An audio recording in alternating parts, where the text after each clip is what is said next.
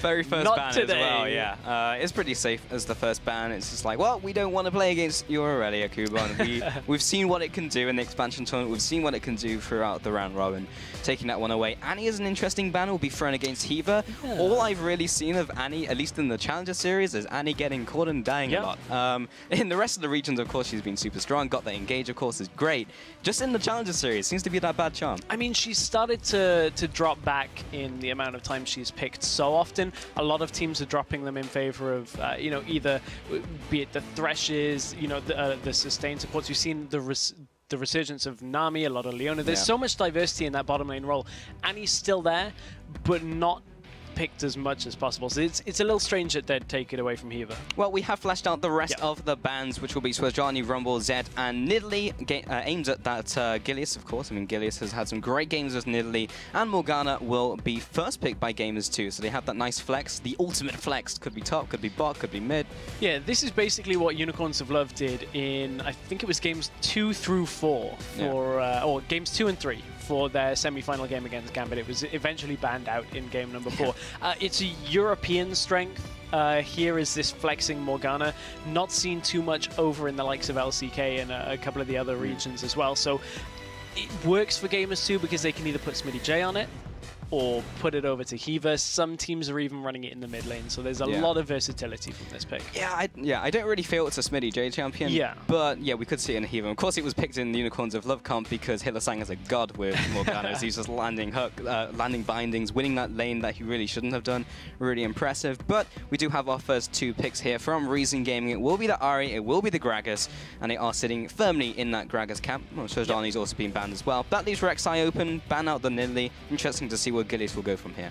Yeah, and it's interesting to see what jungle they're going to go for, but at the same time, over on Reason Gaming side of things, Take Fun Zed's banned away.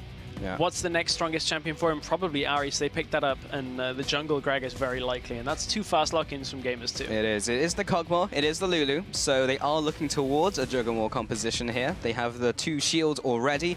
Orianna is still open if they wanted to go down that route. Still have their jungler to go as well, even though we have seen a little jungle Lulu, but I highly doubt that's going to be the case. It looks like Smitty J might be picking up the Lulu. It could be the Morgana in support. Last time Smitty J played Lulu, had a lot of fun on that champion, just mashing those keys on Cog. But yeah, we'll see how it goes. I mean, that composition really worked out for them. Jeebus was just able to keep himself alive with the Cog, and he went huge. He had 20 kills by the end of the game. It was that massive game with the quadra kill that we saw on our Tuesdays highlighted. So that has worked for gamers too here. The other option would be Janna if they really wanted the Morgana somewhere else, but I agree with you. Yeah, exactly. That was what I was about to get to. You're right up until that point. Yeah, so Janna has been picked up with the Tristan for Reason. Yeah, exactly. As I turned away, it got locked in. So Tristan is going to give Reason a lot of scaling as well. It's a little less all-in on this one style of play. It's less put Kog'Maw at the front, or put Tristana at the front. This time it's just an appeal for Tristana in some sense with a disengage here from Gragas. But you brought up the Orianna. Orianna has been locked in. There were changes on 5.6, which is the patch we are on. So Athene's got a buff, easier to farm, more mana from the Athenes as well. So Orianna is coming back into the meta. Yeah, we are seeing a lot of those Athenes being built nowadays, and we also have the Vi locked in, so they have some sort of front line. It isn't just Kog'Maw, so they do have all those shields and a Vi. Interesting, because if they wanted to go full Juggernaut, Nunu is available. But I wonder, Nunu doesn't seem like a Gilius champion in the sense that Gilius likes to make some plays. Gilius isn't a defensive jungler, so I guess the pickup for Gilius is nice. It's just not a super straightforward Juggernaut comp. This will allow them to get a pick, however, and really get the Juggernaut going once they get a couple of kills under his belt. Looks like we're still looking for a top laner from Kuban, and Hecarim's made it all the way through the draft. Okay, I'm interested in, I mean, they did first pick the Morgana. Of course, they were looking for this composition, so RG were safe to pick up the Hecarim very late into their picking phase. We've seen a lot of Hecarim in basically all the regions, seen a lot in Challenger with mixed success. Zaz's Hecarim didn't do a whole lot, but we have seen Hecarim also make some big plays. It'll be interesting to see how he does in this matchup, because he's typically strong into those melee matchups. Yeah, typically strong into melee matchups, and at the same time, normally Hecarim's aim is to dive the back line to get right in there. The problem is when the back line's the front line with all the shields, health, and Orianna Ball, and Shockwave, and all of this kind of stuff, how effective is Kuban going to be the later the game goes? not so much. They have to get this Hecarim going earlier in the game before all of the shields and heals become prominent enough for COG just to stand there. Yeah, and they've also picked up the Tristana, so they're looking for some sort of late game to try and go toe-to-toe with the COG, but if COG gets ahead, and Jeebus, we know he can, especially with the Vi, they're looking to get those lanes rolling, so I feel like we're going to see a lot in the early game trying to get those specific carries ahead, and then in the mid game just try and butt heads and see who comes out ahead. And there's a lot here that can pick off COG as he walks forward, potentially before the shields go on him. You look at a Grag Assault into an Ahri Charm, any combination like that is going to pick somebody off before they can help COG more out. So there is still a lot on this Reason Gaming lineup to shut down the Juggermore before it gets rolling. But if it gets rolling, that's dangerous territory. You're already into deep waters. Yeah, like the kind of problem I have with Reason's comp here is it kind of does the same thing, but not as well. Because you have Dive into the back line, which is now the front line. You have a Tristana who will not go toe-to-toe with the COG if he gets ahead with all these shields. I know, we'll see how it works out. I am just liking how Gamers 2 have set up. But as we load up onto the Rift, jump on Twitter and use the hashtags G2win or RGwin to vote, and we'll check in throughout the match on your opinions at home. One thing about the Juggermore comp, though, is it has kind of been almost the honey trap that teams have fallen into. It's the comp that Origin lost with twice. The only comp they've lost with, once was in the round robin, once was in Gamers Assembly qualifiers, excluding the Lowland Lions. So it's not the only two games, but still, it's been a difficult comp to pull off. It has, but let's get into game and see how all of this works out. We'll see how the early game goes as we were talking about it. So we do have Gamers 2 now onto this blue side. It will be Reason Gaming in the red, and this series is so important here, Stress. The winner will be going into the promotion tournament. The loser will be going into the Summer Challenger series. So it's not all lost if they lose here, but a win would be fantastic. So another reason this game is super important, and this is something we were discussing earlier about the Challenger teams, any of these two teams could still end up at Worlds. That's a long shot, but the path would be there. You get to LCS, you finish first in LCS, you're straight into Worlds. I'm not betting my money on this, but for any team that is wanting to be there this year, there's still a chance. There's still a possibility, yeah. And wouldn't that be a rise to power? Coming in from the third place match all the way to Worlds. I mean, H2K have been sitting very well in the EU Spring split. We'll see what their growth is like Summer split, but that's not to say that the likes of an Origin, a Lowland Lions, a Reason, or a Gamers 2, if they really just fixed a lot of the issues, could be there. But you can see already both teams have their strats planned out. Deep wards in for checking for the lane swaps in this matchup, and Gamers 2 are actually all going to recall back out of here, so it'll be interesting to see which team is the one that looks to initiate and who gets spotted out by the wards. Yes, we do have Kuban as well, sitting on his Hecarim. He has gone for the Flask, of course, so he'll be going for most likely Wolves. It will allow him to get either boots or go for some more consumables, depending on what he likes to do. And we'll see what he'll do with this one. Typically, race is not quite enough to get you boots. Wolves will actually allow you to do that. So they do see Libic and Celiva going into the bot lane from Gamers 2.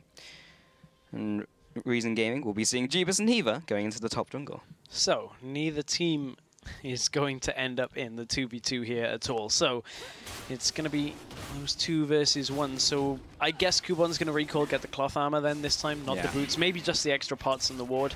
A lot of options here for Hecarim as you do this start. And I actually like to see that the top laners have started bringing more things into it. Hiva is reading this level 2 gank, or level 1 gank here into the middle lane. Binding, juked out by Take Fun, very nice. Takes a couple autos, however, has to back off, but he still has both of his summoners, so it's not awful. And he puts down a little pressure. I mean, he has nothing else to do, really. He's coming back again. Coming in for round 2. Can he land the binding? There's the Q. There's the binding. If at first you don't succeed, try and keep trying until you're at level 3. Well, Libic has seen his counterpart do something. There's the charm landing there. That's how you hit skill shots. Libic follows up with the Zephyr. The auto attacks, the flash forwards as well. The first blood goes to Libic. Great play. I mean, both supports wanted the same play there, but it's Libic that comes out ahead, and now he's going to be able to head back down to his partner in crime, Tristana, but both AD carries have actually started shoving this fairly quickly here. You can see Jeebus is pushing it into the turret himself. I wonder which team is going to get more damage here onto the turret early on, because it's kind of something we're seeing more and more now is these AD carries trying to bounce the wave, stop the top laners from teleporting in and getting a massive wave of farm, and then you just allow it to freeze back further in your lane. We'll see if that is the case. Zayu is definitely heading into this bot lane though, see if maybe get the fast push off or maybe just take the Krugs. Seems what Zayu is looking for currently. They are pushing this wave in towards them. Kubon in the top lane has finally returned, and he'll be trying to get some of that CS. Jeebus has, no, he's the only one left in the lane, but he'll still be able to get the harass down. He actually opted for boots, which, if anything, tells me he's assuming he's going to be in a 1v1 situation. Yeah. He doesn't want the... he's not expecting a lot of trading here from the 2v1, so he's just fine to go, I'm going to go boots and hope you don't exploit this at all, because that's actually quite dangerous here, that he's only gone boots, no resistance. But this bottom lane tower is getting pushed down pretty quickly. Tristana, after the rework, has a lot of tower damage now. Yeah, explosive charge. There's so much damage against turrets. As the barrel. And here comes this next minion wave. It probably is enough to take this turret, especially with Janna with the shield. Smitty J gets knocked up, and Zayu will just punch away this tower. Now goes into Smitty J, but we do have Gilius here for the counter gank. There's the Vault Breaker. And they will be pushing them away. Not sure if they can quite get in range, but they do land a binding onto Libic. The team is not there to follow up, though. Smitty J and Gilius would have to pull a lot to deal the damage to take down Libic. And they will back away. So first turret of the game does go to Reason Gaming, picking up that nice substantial gold lead to start off the game. Yeah, turret in exchange for a couple of summoners blown out of Reason. Selvanan has no summoners at all, so no heal, no flash. He's got to play this a little bit more carefully now, as he's you know, up against a lane that has a fair amount of damage, and if they catch Tristana, that could be potentially fatal. I wonder whether Reason are actually going to swap this around now and put Tristana up in the top lane. Kubon's actually having an okay time up there. He's getting farm. The problem is so is Cogmore, and the longer they wait with Cog, the ticking time bomb will certainly blow up as soon as he becomes that Juggernaut. Very true, but Reason Gaming do have the early advantage, so as long as they can snowball that, they can stay on top of this composition from Gamers 2. Gilius has opted towards the Skirmishers, interestingly enough, for his jungle item. Zayu has gone for the Stalkers himself, has all the sustain in the world, does not necessarily need to go for Trailblazer. Gilius, though, has opted towards that. Ooh, Jeebus finally turns his attention onto actually harassing Kubon, and will force him back. Kubon has teleport available, so does Smitty J, in the event of wanting to swap these lanes around. But what's Kubon going to go for now? Actually opting for a Null Magic Mantle. So again, in a lane where he's up against a predominantly AD champion, he's not opting for resistances at all. And he's just banking on the fact that Jeebus won't want to trade, but we just saw how that trade went against him. He's expecting them to swap the lanes anytime now. Yeah, he's going for the opposite resistance of what we would expect. We do have Heaver heading into this bush now, just staying in the shadows, as Gilius is also heading into the top lane, maybe try to get ganked down onto Kubon. And they will be pushing in this wave. This will have to be pretty slick if they are to pull it off. Kubon is almost 4 HP. He smells something, yeah. Puts the ward over the wall, but has not found Vi. No matter how this works out, Reason Gaming will pick up an advantage in the form of Dragon. So they need this kill to go down, and they need to probably take the turret on top of that. And all Kubon really needs to do is back away. I mean, Gilius does not have his ultimate, so yeah, the pony is out. Kubon playing this one smart, knew he just couldn't sit in that lane. He doesn't even have that Hex Drinker completed yet, which of course will give him a little bit of damage and a little magic resist on top of it. Not enough, however, to sit in front of 3 people under that tower, as that tower is going to take a fair amount of damage. But down in the bottom lane, look at how much freedom Tristana's getting here. Already pushing Lulu all the way in towards this inner tower as well. Yes, she is behind on farm. Now the turrets are evened up. Ooh, Smitty J's going to trade with Celiva here. They're both level 5.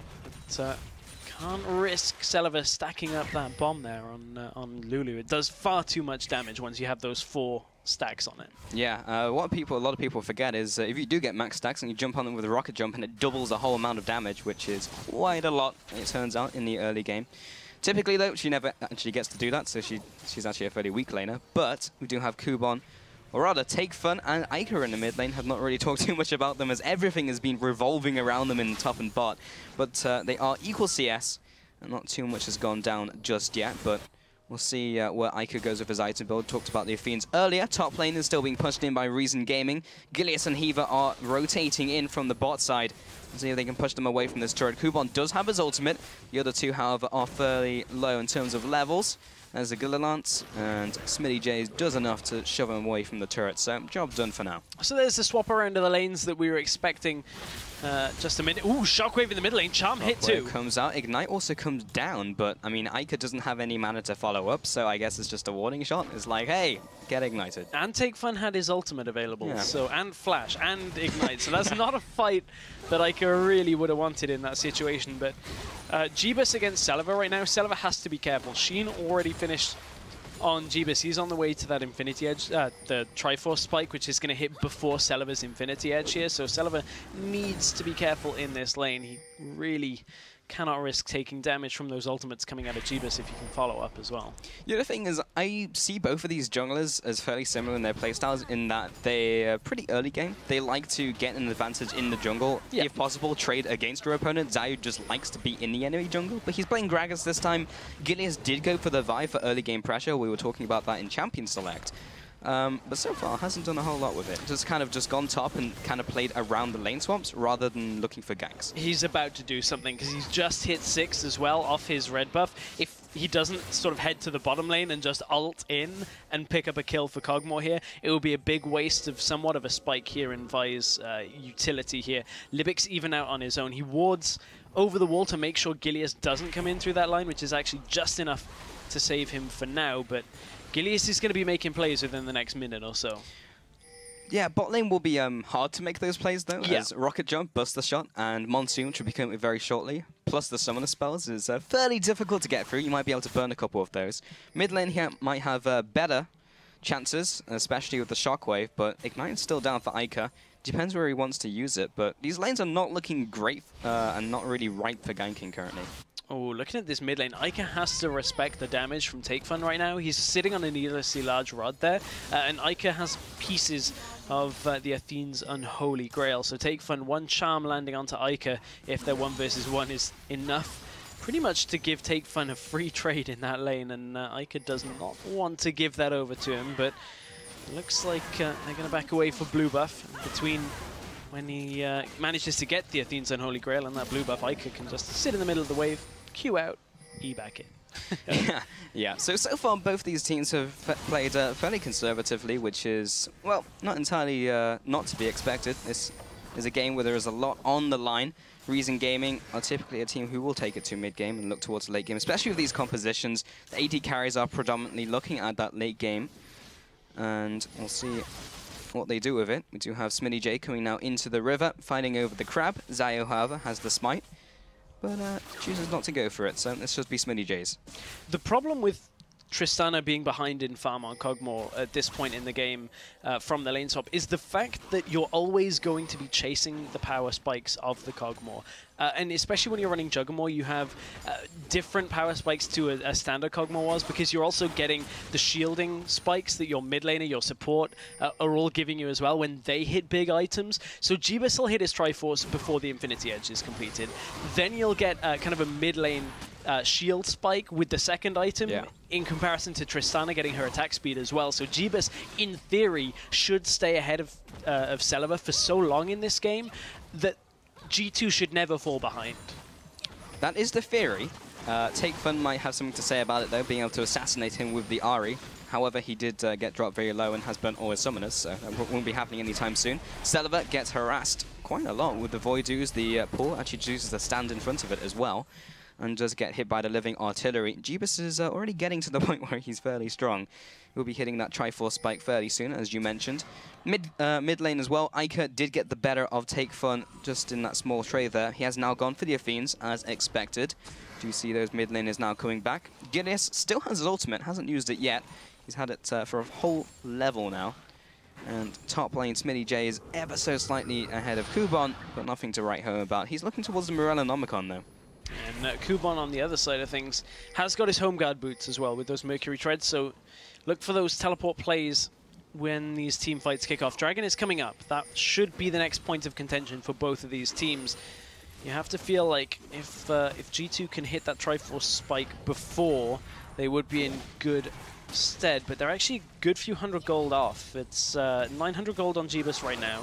So he needs at least 200. Oh, Kuban's actually teleporting in bottom lane behind Gamers2. This is dangerous. He's looking for his explosive cast, comes in with the home guard, goes down to Jeebus, but good juke with the flash, doesn't even get anywhere near. Gilius now trades off against him on the front lines. Heaver does go down. Do they have anything in the tanks to come back in this? Smitty J did come into the fight with his own teleport. There's the ultimate onto Jeebus, but he's not strong enough just yet. He does get knocked away. Interesting mechanics as Celiva eventually knocks him down with the explosive charge. There's the double kill as well for Celiva. They should never theoretically fall behind, but plays like that from Reason Gaming will put them ahead. So that's the thing. They shouldn't fall behind if they play safe, but Reason knew they had the teleport timing. Ica, wow. Mid lane as well. There's the shockwave. 2 more charges left to Spirit Rush. He will be using the first. There's the second. Ignite goes down onto Take Fun. And indeed, Ica was not enough damage to take down either mid laner despite that fantastic charm. That is the Dragon now going over to Reason Gaming. But that was great teleport timing from Kuban. They knew they had a weakened Cogmore at that point. He didn't have any good items. There was not enough shielding to keep him alive. And we talked about in Champion Select, Reason's comp wants to split G2 apart before they can get any of the shields on Cogmore and kill either the shielding champions or the Cogmore. And that's exactly what they did. That's a great 3 kills onto Celiva, which makes Celiva all the more deadly now in these fights. Yeah, it was also a great teleport by Kuban. His ultimate burnt the flash from Jeebus, so he had no way of getting away after that. So, ult for a flash is absolutely what Reason Gaming want every day of the week. All they need to do is spend one of those ultimates. It could be an ultimate from Zayu as well. Those fairly low cooldown ultimates for a flash. It just means Jeebus is never able to get away. He has to be at that front line, and he has to stay and fight no matter how the fight goes. Now, Zayu is in his jungle. He has gone for that Cinderhulk, of course. Gilius has gone for Warriors. Nothing out of the ordinary. He'll be trying to jump on top of Celiva or indeed Take Fun. There's a lot of peel for that backline now. Will be fairly difficult to go against. And talking about items, Luthen's Echo has been the first item for Ari, so looking for that early game burst of power. It's also going to give them a good amount of wave clear here as well, on top of the sieging potential of Jeebus. So it makes Reason a little bit more versatile, and Reason now with 4 kills on the board to Gamers 2-0.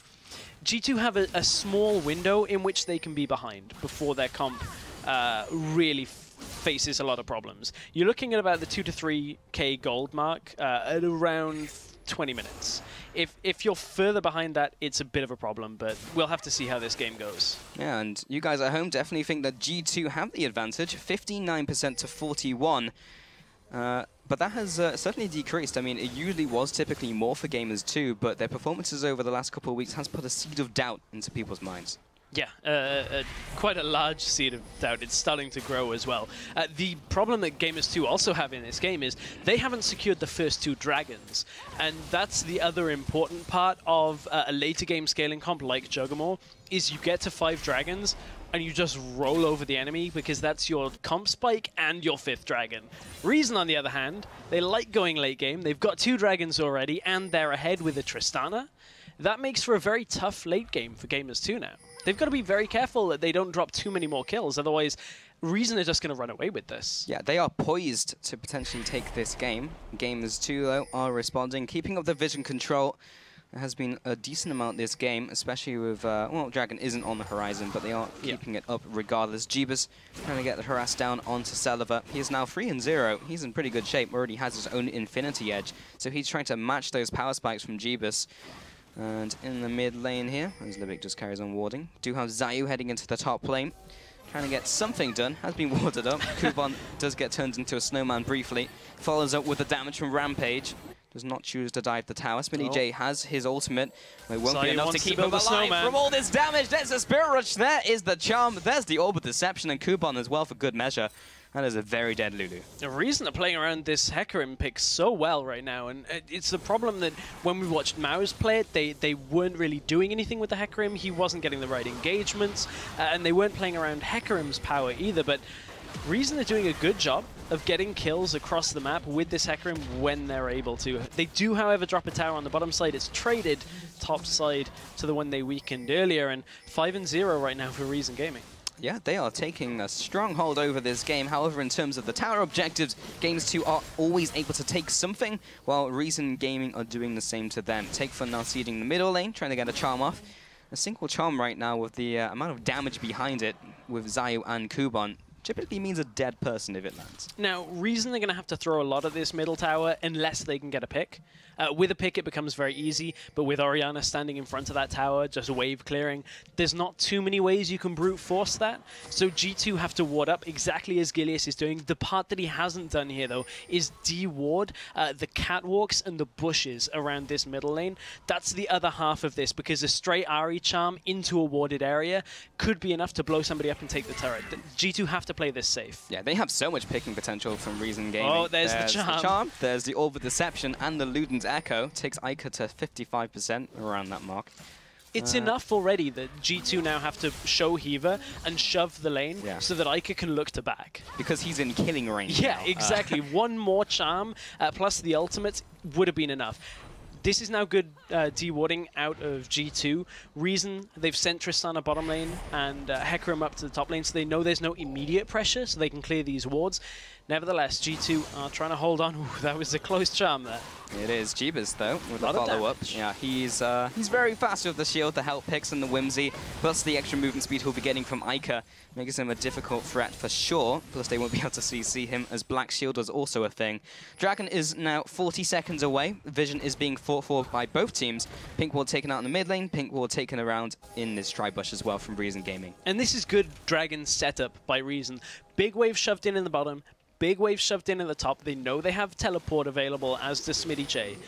So this is just the setup that you need to start looking for objectives. Jeebus is pushing out in this bottom lane. He has to be careful. Oh, out from nowhere. Celev also has the Buster Shot. Doesn't pull the trigger on it just yet. There's the explosive charge. That is a lot of damage. Oh, that is exactly what Reason wanted as well. Double summoners right before a dragon comes up, and you may be looking for a fight here.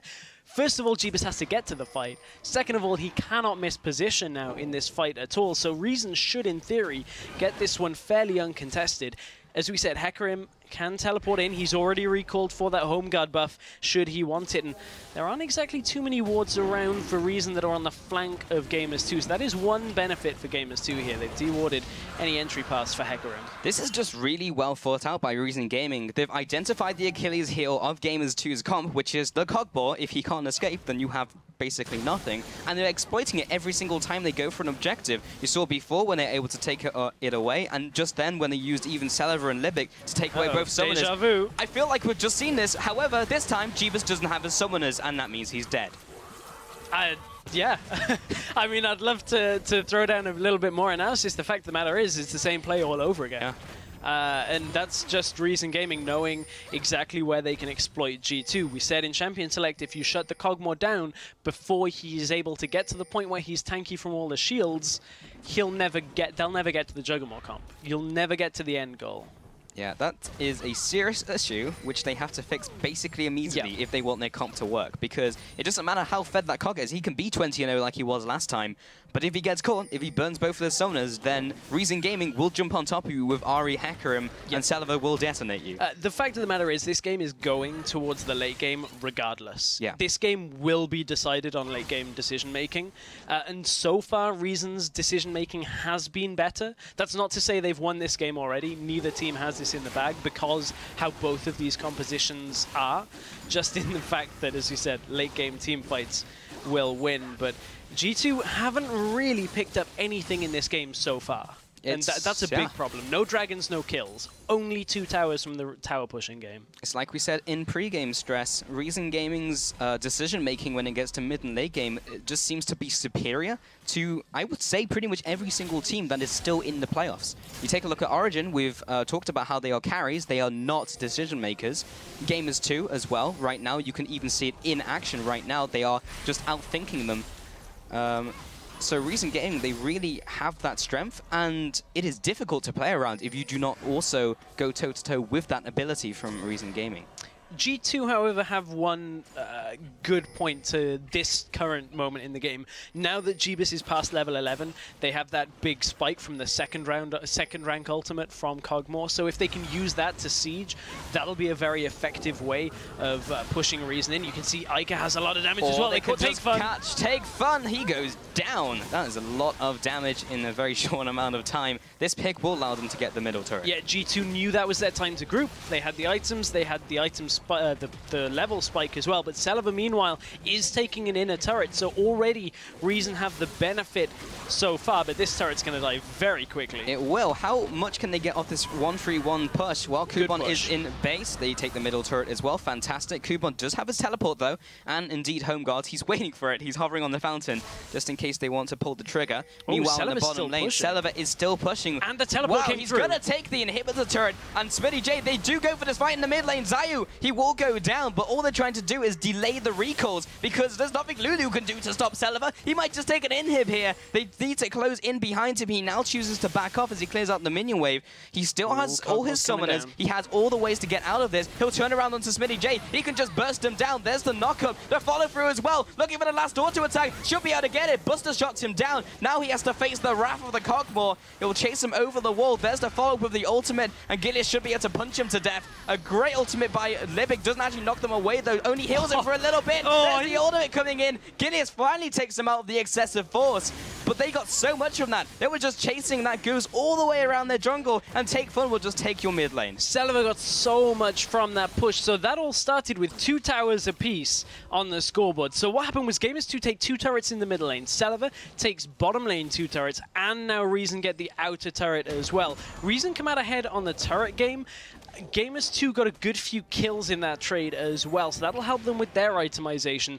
But again, this is just pushing us to the point where both of these later game carries are starting to get very scary. You can see that even Jeebus, while being quote-unquote behind from earlier in the game, has a lot of damage now that he has his 2 items completed, with those ultimates falling from the sky as well. Celeber on the other side has a BF sword on top of his already Infinity Edge and Static Shiv, so both of these teams have got to respect the AD carries. Yeah. But Celeber is always, bizarrely, the split pusher of Reason Gaming. We saw it actually in their series against Origin in Week 2, where he was on Graves and he was just pushing their mid lane. And he's always the one making the split push pressure over Kuban, who has the teleport. Yeah, I mean, Kuban with the teleports as well is a big point. You look at that last engage, he teleports in, couldn't actually get the engage from the side with the Hecarim either. Zayu, you have been caught, sir. He can get away. There's a lot of damage from Jeebus. Comes through. Oh, he'll flash over the wall. That was an aggressive flash. I'm not sure how I feel about that, because he secured the kill, but that's your defensive summoner. I mean, this is entirely reliant now on the rest of the fights. Yeah. The subsequent fights that follow, if Jeebus needed that flash, that's when you can start saying worth, not worth. Yeah. Jeebus' ult would have hit then, but you are against a Gragas who's mobile with a lot of other people around. Again, the rest of the fights. For now. For now, yeah. Unless he dies like 3 times while this flash is down. I want to kind of touch on the itemization, though, because looking at bot lane, that's an item I have not seen for a while. Zeke's Herald coming in from Libic. That will be increasing the attack speed of Celeber for sure. Yeah, Zeke's Herald is an item that just you see once in a blue moon. AD right now. Yeah, lifesteal and attack damage. 10% lifesteal, 20 attack damage from that Zeke's Herald. So if ever there was a note that Celeber is one of the main focus points here, it is going to be that Zeke's Herald is just going to be there to keep Celeber alive. Not sure how I particularly feel about that as regards to some of the other support itemization that we've seen. I guess a Mikhail's isn't super crucial at this point. It's only really a binding, and Heaver's actually caught. Dragon's gone down, but Reason Gaming go for the engage regardless. There's the ultimate coming through onto the front lines. A good shockwave onto 2. We'll be following through with the Gilius ultimate as well. Take Foot off to the side, picks up 1, looking to move on to Iker as well. The rest of the team is lagging behind, but uses the last charge to get away. Foxfires comes up. Iker continues to follow, gets hit by Ludens. He'll flash forwards. There's the auto as well. And the rest of the team isn't able to close in around the Orianna. That was a 2-4-0, but the Dragon going over to Gamers2. A very important Dragon for Gamers2 to pick up there, because that prevents that 4th Dragon tipping point that Reason Gaming would have been on. However, Reason will push the inner turret here as well. And they find themselves in good stead. They can't rotate bottom yet to get that inhibitor that was exposed earlier because of the lower death timers right now, but Reason are still in control of this game. I just want to say how Reason Gaming have improved over the last couple of weeks, Stress, because we were looking through their round robin and they were hit and miss, and very miss towards the end of it. Zayu goes into the wrong bush. But still, yeah, Reason Gaming the last couple of weeks have looked so incredibly good and have gone from strength to strength. I mean, they have the percent damage from Cog. It will die fairly quickly, but with Reason Gaming around the corner, maybe not the wisest of decisions. The other problem is G2 haven't set this up. Bottom lane is pushing in towards them when they have an exposed inhibitor. Top lane is pushing in their favor, but the wards in the jungle behind them is exactly what Kubon wants now that his teleport is available right now. Just about. There it is. Now his teleport is available. Those wards are what will lose you a fight. If you do not clear out behind you and on your flanks against a teleport Hecarim, just no way can you really guarantee you're going to win a fight. Yeah. Especially when your Kog'Maw still doesn't have flash available. Had a minute and a bit on that cooldown. Yeah, we're still thinking about that point from earlier. Was the flash worth it? You have 1 minute. He hasn't died yet. He hasn't died yet. Exactly. He has I'm 1 not minute going to call him out. He got the kill. He needs the extra items. I'm letting him off on that one. I'm not letting him off until it's off cooldown. Hey, it's your battle to fight. Yeah, it is. Because if we get into a team fight and Kubon jumps on top of him and he dies because he doesn't have flash, it's not worth it. It wasn't worth. Okay, we'll see. But for now, it was. Let's see what Kubon's going to do. He's got the teleport, so he heads into the bot lane, going for the 4-1 currently. Celiver, he's saying, take a step back. I know you like split pushing, but you really should be with the team. And Kubon now, who do you send to fight him from Gamers 2? Who goes in the 1v1 against a Hecarim that has Triforce and a Spirit Visage with Mercury Treads as well? There's so much AP on the side of G2 that nobody can reliably force Hecarim away. So it has to be Smitty J from their teleport standpoint, but if a fight kicks off, Smitty J is like one of the champions that is going to be able to protect Jeebus the most because he's the Lulu. That you need the wild growth and the polymorph and the shield and everything to keep him alive. So it's a very difficult choice now on how you play around Kubon and how Kubon pushes. I want to see Reason continue to shove top in, continue to split push in the bottom lane with that exposed inhibitor, and just never really engage on G2. Just always be around for presence, always continue your warding patterns and de-warding, force G2 to sit there and not really be able to do anything. Right now, Kubon has gone back to base. He has the home guard available. He is looking for a chance to go in. He has 5 different entry points behind them. And it's just a question of, can they murder them before Smitty J jumps into the fight? He's got 4 seconds. Not with Celiver up in the top. Yeah. That's the one issue they have. Also, just to note, every time Kubon goes back to prepare for a fight, it's 1, very obvious, and 2, releases pressure across the map. It allows Smitty J to clear the wave out in front of him. So they may just have to be a tad greedy here and do this without the home guard if they get forced into it. If Reason can actually bait G2 deeper into the Reason jungle, it will still work for them because the amount of pressure is still the same on G2 because of how far they're pushed up. But as yet, G2 are staying fairly reserved, which is exactly what they need to do so they don't get baited. Every couple of seconds, you'll see Kubon just stay still and wait for the teleport. But remember, you have to be 10 seconds ahead of the fight. Yes. Because you have to recall, which already takes 8 seconds. Yeah, that's the difficulty. Yeah. Setting it up. And as I said, it's a tad obvious as well. But very effective when you see it done. Yeah. I mean, you look at some of the times we've seen Hecarim in the LCS as well. Look at Kubon pushing up already onto the inhib. He's drawing attention. They're sending 2 people towards him. Ica and Bo Gilius are heading towards him. They only commit Ica.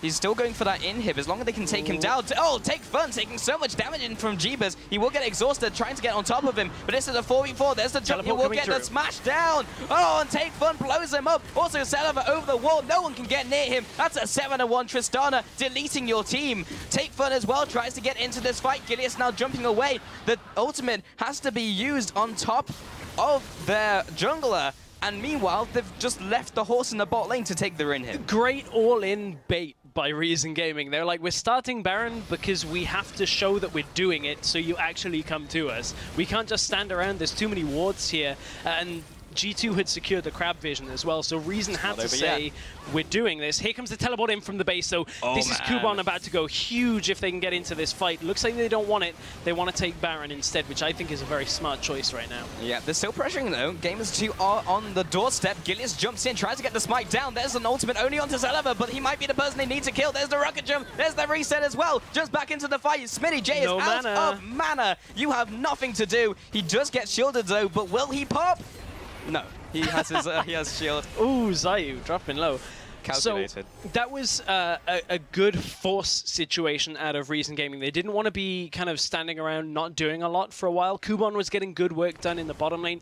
They knew that Celaver was very strong at that point as well before the fight. So they start the Baron knowing they were in full vision, peel away from it as soon as Gamers 2 step into the river and then take the fight. They know Smitty J has to teleport in, which gives Kuban the inhibitor, and then Kuban can back to base, teleport in to secure the Baron.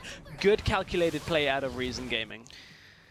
Celaver hasn't been back yet, and he just picked up a lot of kills. Yeah. I'm wondering what he's going to be picking up and how much gold he has. He'll be, yeah, he's already incredibly strong. He's already set on very... 3K. That's a big item, straight up.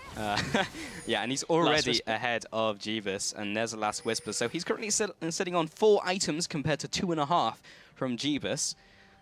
I'm just trying to think of ways where Gamers 2 can come back into this one stress, because Reason Gaming, they've outfought them at pretty much every step of the way. They've got the Baron, they just took the Dragon, now 4 Dragon pressure. They have everything going in their favor. The problem for G2 was their composition could afford to be a little bit behind.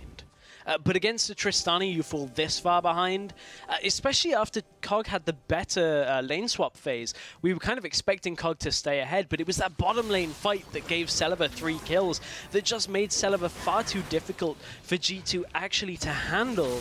And now G2 have to just dig in deep and hope that this Tristana isn't strong enough to just roll over everybody, which unfortunately she is. Yeah. And Celaver has had a great game here. This is going to take one do-or-die fight, and I don't know whether Jeebus has the damage. Look at that explosion damage onto the turret. That's another exposed inhibitor. Yeah, he's 8-1. Every single other member of his team only has 1 kill. So you can see where the kills have been going this game for Reason Gaming. Mid lane is pushing in, top lane's pushing in, bot lane's pushing in. Reason Gaming have really been playing the waves well as well. I mean, we haven't said that about too many challenger teams. We've been like, you need to push that, you need to push that. But Reason Gaming have been all over it. They've played it by the book. They've got the wars. They went for the Dragon, and I can definitely see them. I can see them twice. Hey man, it's all good. But Gamers too. I mean, Reason have managed this map control very well against a composition that really needs to be as 5 to fight, which is one of the Achilles heels of the Juggernaut composition. It's very, very strong when you fight as 5 while you're even or slightly behind. But, however, Kuban is on their Nexus turrets, and no one is dealing with him. There's a big super minion wave there, and they do go for the initiate. All he needs to do is just carry on killing their base. Gilius is on the back foot. Kuban now comes into the fight. There's the ultimate, lands onto 2, kills 1, looking for more. Smitty J will head down as well. That is 3 for 0, and they are just closing in for the kill. All of a sudden, they just crack the base, and they just go in for the jugular. Reason Gaming this game stretch have looked so incredibly impressive. 15-4, 11 towers to 4. Reason Gaming come out with the first win in this best of 3 in this 3rd place match. They look great this game. Reason Gaming, this is the same Reason Gaming that we saw against Origin, just with a little bit more spice, a little bit more kick to them to get them ahead in the game. And, you know, G2 played the map well to begin with. They got Cogmore ahead in farm. That's exactly what you need with a Juggernaut comp. Problem is, when you've got a scaling AD on the other side who picks up 3 kills before 10 minutes, that's very tough to balance that game. Yeah, and I will say right now, I said that I didn't like Reason Gaming's comp. They have proven me wrong. I will call myself out on that, and they just performed so well in that game. They literally did everything. We said that towards the end of the game. They managed the waves, they managed their wards, they managed all the dragons, they managed the objectives, they put the power spikes in the right times, they went for fights. What more can you ask? Yeah, still, I'm not going to undo any of their work because they look very good. Still minor mistakes, very small little things. It is nitpicking, when it's at that point, that's actually a great sign for Reason Gaming because they used to have glaring mistakes. Yeah. And now that you have to put a microscope up to see where Reason went wrong in that game, that's a great improvement on the round robin split that we've had. I mean, Reason Gaming, I don't want to say they won that game with the bottom lane engaged, but certainly that turned the game on its head. Well, it got the ball rolling for sure, Stress. So, yeah, and we head into the second game very shortly. But Gamers 2, I mean, they didn't look as bad. They didn't look bad like they did in the last 2 series. They just got outperformed by Reason Gaming. And if they're just not as good, what do they do? Because their original composition now, they tried the Juggermore. Do they go standard now? Do they try Juggermore again? Is it just the matter of the fact that the first game didn't play out for them? Is it their composition? There's a lot of questions. Yeah. There's a lot of questions, and I personally feel like they should go back to what they've been winning with, the more, I guess, earlier game focus compositions that they've been playing. Get Gilius rolling. I'm not saying that Juggermore is too hard, because we've seen challenger teams pull it off before, but it's so much on decision making. That bottom lane fight, they didn't read the teleport, and just a couple of fights like that where the warding wasn't swept away. They had a couple of charms too many. There was just too many times where you weren't grouped as 5. When they did group as 5, they took the 2 middle turrets and actually did a really good job around the composition, but they never really got to the point where Kog'Maw was that massive tank that he ends up being with all the shields. So if you don't get to that point, that's a problem. Yeah, I mean, they made the early game decisions. Yeah. As you mentioned, they traded tower for tower when they got picks in different lanes. They didn't manage to get the dragons, where they picked that 1 dragon, which stopped the 5 dragons. Ultimately, it didn't matter because the dragon and the Baron got taken by Reason Gaming. But yeah, it's a difficult series to come back from. They need to win 2 on the bounce now. Well, we're going to take a quick briefer, but when we get back, Reason Gaming and Gamers 2 will return to the Rift. We'll be back in 3.5.